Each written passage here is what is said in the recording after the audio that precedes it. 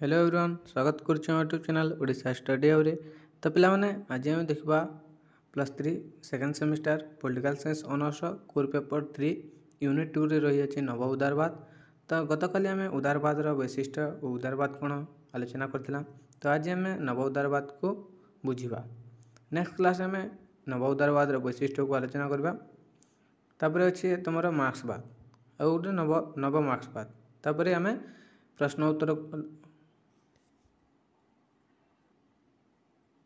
तापर आम unit wise cover कर सारा पर आम प्रश्न उत्तर को आलोचना करवा बुझेगा। तो आज आम नव उदारवाद को देखा न्यू लिबरालिज्म।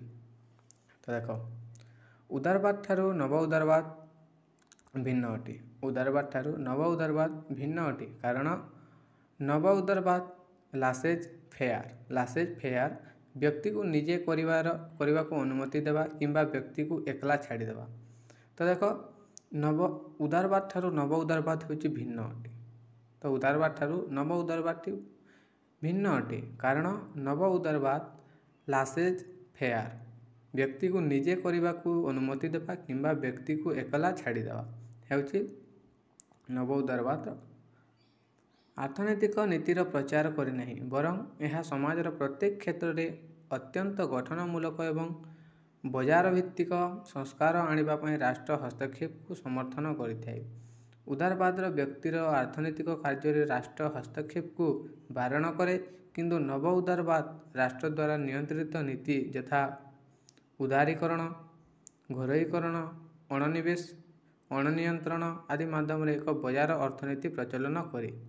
अर्थनैतिक उदारीकरण घरोईकरण सहित वाणिज्य खोला प्रतियोगिता को उत्साहित करे निजर आर्थिक भूमिका को सीमित करी आंतर्जातीय अर्थनैतिक एवं वाणिज्य संगठन रे जोग दे विदेशी प्रति पुंजी विनियोग को सुजोग दे राष्ट्र जगतीकरण रे प्रवेश करिते बुझेला। तो देख उदारवाद हेउछि एक अर्थनैतिक नीति जहाँ व्यक्ति एवं समाजर अर्थनैतिक कार्य सरकार सर्वनिम्न हस्तक्षेप को समर्थन करे। तो देख उदारवाद हेउछि एक अर्थनैतिक नीति।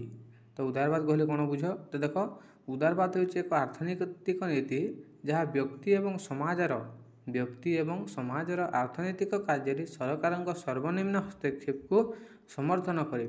व्यक्तिर अर्थनैतिक कार्यक्रम रे सरकारी हस्तक्षेप रहिबो नाही बोली जुक्ति करिथाए बुझेला। तो देख मुक्त बजार पुंजीवाद एक प्रमुख अंश होछि उदारवाद अर्थनीति। उदारवाद रे राष्ट्र अर्थनीति अभिवृद्धि एवं विकास रे एक प्रतिबंधक भाव देखा जाउछि किंतु नव उदारवाद राष्ट्र आईन द्वारा लोक माने अर्थनैतिक कार्य किपरि परिचालना करिवे ताहा सुनिश्चित करिथाए। मुक्त बजार वाणिज्य आर्थिक बजार नियंत्रण एवं सरकारी कल्याणकारी योजना ठारू राष्ट्र दूरई रहिबा हेउछि नव उदारवाद मुख्य गुण। नव उदारवाद नीति द्वारा उभय विकसित तथा विकासशील राष्ट्र जनसाधारण प्रभावित होउछन्ति एवं विश्व बैंक आंतर्जातिक मुद्रा पांठि विश्व वाणिज्य संगठन एवं विश्व स्वास्थ्य संगठन समेत जातिसंघर अनेक वैषयिक संस्था मध्य राष्ट्र उपर प्रभाव पकाउछि बुझेला। तबे देखिबा आमे नव उदारवाद इतिहास हिस्ट्री ऑफ न्यू लिबरालिज्म। तो देखो शास्त्रीय उदारवादी आदर्श उपर आधारित उदारवाद प्रथम एवं मुख्य नीति होछि व्यक्तिगत अधिकार धारणा। तो शास्त्रीय उदारवादी आदर्श उपर आधारित उदारवाद प्रथम एवं मुख्य नीति होछि व्यक्तिगत अधिकार धारणा। उदारवादी माने जुक्ति करती जे मानव निर्दिष्ट अधिकार सहित जन्म ग्रहण करती जहाँ सेमानक प्राकृतिक अधिकार अटे। तो उदारवादी माने जुक्ति करती जे मानव निर्दिष्ट अधिकार सहित जन्म ग्रहण करती जहाँ सेमानक प्राकृतिक अधिकार अटे। अधिकार हेउछि किछि शर्त जहाँ मनुष्यर व्यक्तित्वर विकास पई आवश्यक बोली विवेचना करा जायते। तो अधिकार हेउछि किछि शर्त जहाँ मनुष्यर व्यक्तित्वर विकास पई आवश्यक बोली विवेचना करा जायते बुझी होछि ना। तो देख केतेक गुरुत्वपूर्ण व्यक्तिगत अधिकार हेउछि जीवन धारणार अधिकार। केतेक गुरुत्वपूर्ण व्यक्तिगत अधिकार तो केतेक गुरुत्वपूर्ण जो व्यक्तिगत अधिकार रही सेगुड़िक होछि जीवन धारणार अधिकार बुझी होछि ना। देख स्वाधीनता अधिकार एवं संपत्ति अधिकार। तो जॉन लॉक तांको ଲେଖାରେ କହିଛନ୍ତି ଯେ ତ ଜନ୍ ଲକ୍ କହିଛନ୍ତି ଦେଖ ଏହି ତିନୋଟି ଅଧିକାର ହେଉଛି ପ୍ରାକୃତିକ ଅଧିକାର ଯାହା ଜଣେ ବ୍ୟକ୍ତି ମଣିଷ ହିସାବରେ ଜନ୍ମ ନେଇଥିବାରୁ ପାଇଥାଏ। ଜଣେ ବ୍ୟକ୍ତି ଜନ୍ମ ହେବାଠାରୁ ବ୍ୟକ୍ତିଗତ ଅଧିକାର ଧାରଣାରେ ବ୍ୟାପକ ବିସ୍ତାର ହୋଇଥାଏ। ଅନ୍ୟ ଏକ ଗୁରୁତ୍ୱପୂର୍ଣ୍ଣ ଅଧିକାର ହେଉଛି ରାଜନୈତିକ ସ୍ୱାଧୀନତା ଅଧିକାର ଯାହାଦ୍ୱାରା ପ୍ରତ୍ୟେକ ନାଗରିକ ନିଜ ପସନ୍ଦ ସରକାର ବାଛିବାର ଅଧିକାର ପାଇଛନ୍ତି। ଶାସ୍ତ୍ରୀୟ ଉଦାରବାଦ ବ୍ୟକ୍ତିର ଏହିସବୁ ଅଧିକାର ଉପରେ ଗୁରୁତ୍ୱ ଦେଇ ବ୍ୟକ୍ତିର କାର୍ଯ୍ୟରେ ରାଷ୍ଟ୍ରର ହସ୍ତକ୍ଷେପକୁ ବାରଣ କରିଥାଏ। ତେର ଗୋଟେ ଅଛି ଦେଖ ମୋଷ୍ଟ ଇମ୍ପୋର୍ଟାଣ୍ଟ ପଏଣ୍ଟ। ତ 1776 ମସିହାରେ ଯେତେବେଳେ ଆଡାମ ସ୍ମିଥ ନାମକ ଜଣେ ସ୍କଟଲ୍ୟାଣ୍ଡର ଅର୍ଥନୀତିଜ୍ଞ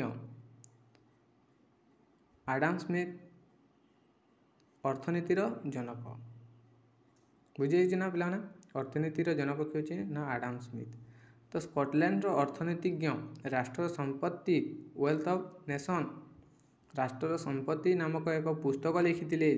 ସେତେବେଳେ ଏକ ଉଦାରୀବାଦୀ ଅର୍ଥନୀତିର ଧାରଣା ପ୍ରତିଷ୍ଠିତ ହେଲା। ସ୍ମିଥ ତାଙ୍କ ପୁସ୍ତକରେ ସରକାରୀ ହସ୍ତକ୍ଷେପରୁ ବ୍ୟକ୍ତିର ଅର୍ଥନୈତିକ କାର୍ଯ୍ୟକଳାପ ମୁକ୍ତି ପାଇବା ପାଇଁ ଧାରଣା ଉପରେ ଗୁରୁତ୍ୱାରୋପ କରୁଥିଲେ ଏବଂ ମୁକ୍ତ ବାଣିଜ୍ୟ ଓ ନିୟନ୍ତ୍ରଣ ମାଧ୍ୟମରେ ଅର୍ଥନୀତିର ଅଭିବୃଦ୍ଧି ପାଇଁ ସର୍ବୋତ୍ତମ ଉପାୟ ବୋଲି କହିଥିଲେ। 1930 ଦଶକରେ ଜନ୍ କିନେସ ନାମକ ଅନ୍ୟ ଜଣେ ଅର୍ଥନୀତିଜ୍ଞ ଉଦାରବାଦୀ ନୀତିକୁ ଚ୍ୟାଲେଞ୍ଜ କରି କହିଥିଲେ ଯେ ପୁଞ୍ଜିପତିଙ୍କ ପାଇଁ ଏଭଳି ନୀତି ଉପଯୁକ୍ତ ଅଟେ। ଜନସାଧାରଣଙ୍କ କଲ୍ୟାଣ ତଥା ସାଧାରଣ ମଙ୍ଗଳ ପାଇଁ ସରକାରୀ ହସ୍ତକ୍ଷେପ ଅତ୍ୟନ୍ତ ଜରୁରୀ ଥିଲା। ତେରେ ଦେଖ ଅଛି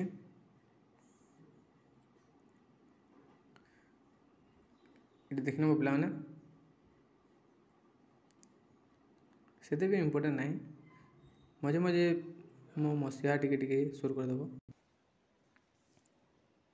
ତ ପିଲାମାନେ ଏଇଟା ଦେଖିନେବ ମସିହା ମାନେ ଟିକେ ସୁର କରିଦେବ। ତ ନେକ୍ସଟ କ୍ଲାସ୍ ଆମେ ନବ ଉଦାରବାଦର ବୈଶିଷ୍ଟ୍ୟକୁ ଆଲୋଚନା କରିବା।